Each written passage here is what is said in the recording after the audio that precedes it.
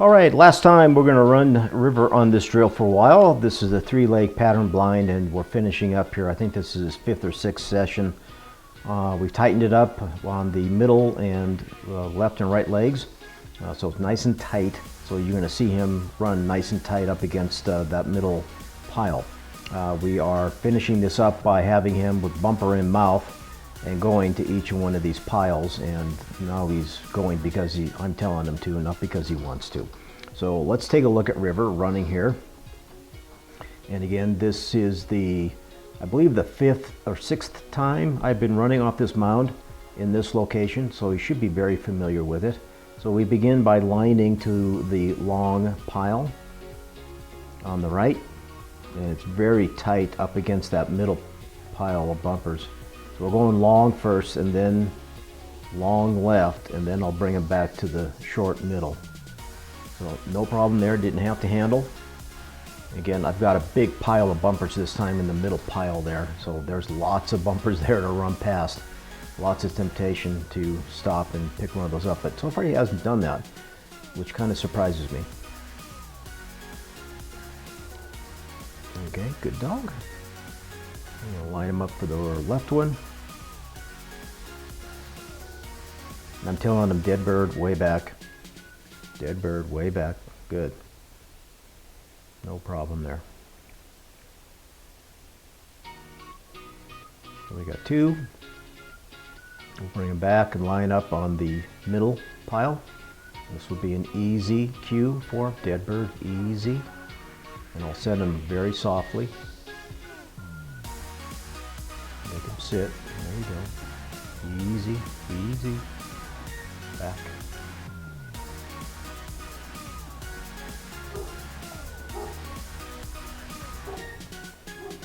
Good dog. Got that one.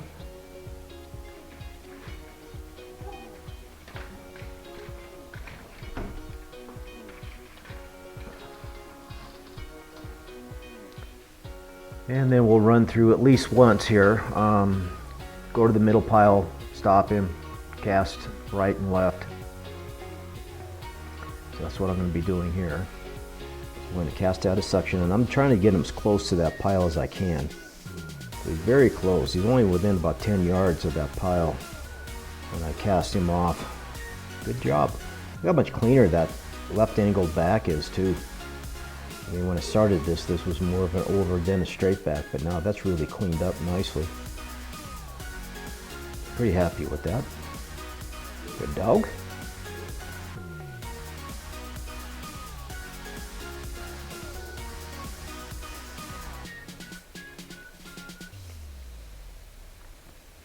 And we'll send for the middle, look at the middle, bring him back. We'll send for the middle again, and then we'll cast him out of the suction to the right hand pile.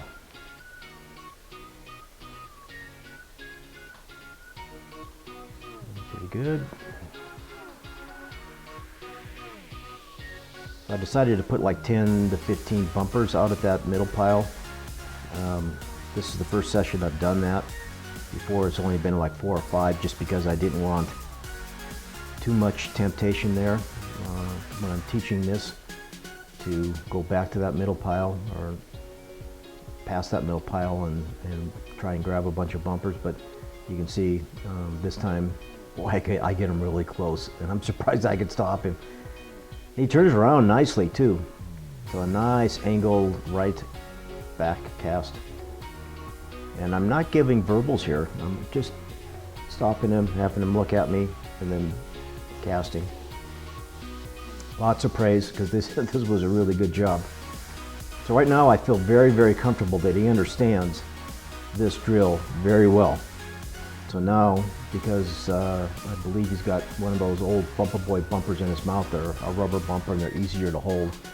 I'm going to take it from him and make sure he's got a better hold on it. So I'm going to tell him to fetch.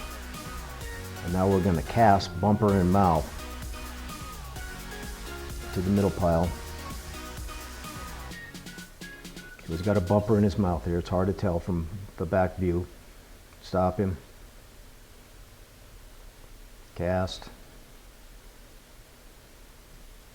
Stop him. Doesn't need to go all the way to the pile. 'cause I don't want him dropping, spitting out that bumper and picking up another one. So I go about 90% of the way, call him in, give him an over, bumper in mouth.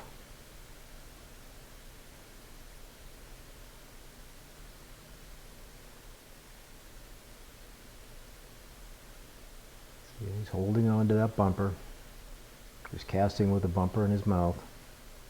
I did do this with the double T as well. That's how I finished up the double T. As I made him go to the back pile, then to the overs with a bumper in his mouth. So this isn't too